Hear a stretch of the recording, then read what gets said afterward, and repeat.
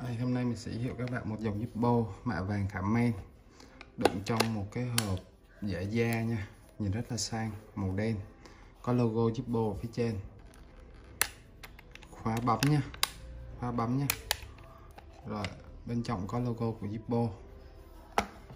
Đây mình có hai màu, màu xanh và màu đen và màu đỏ nha, men màu đen và men màu đỏ. Đây,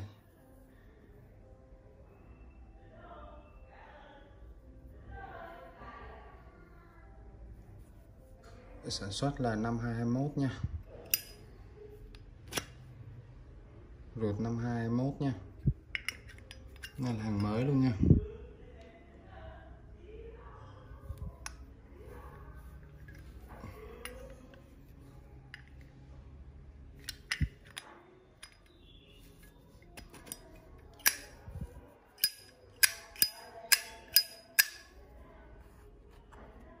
Đây, cây màu đen.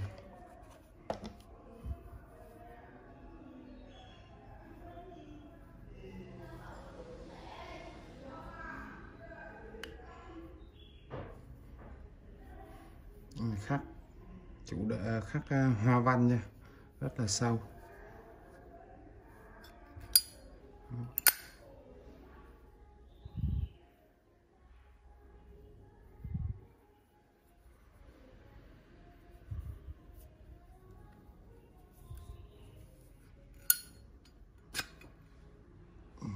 Cái này thuộc 21 luôn nha, thuộc 21,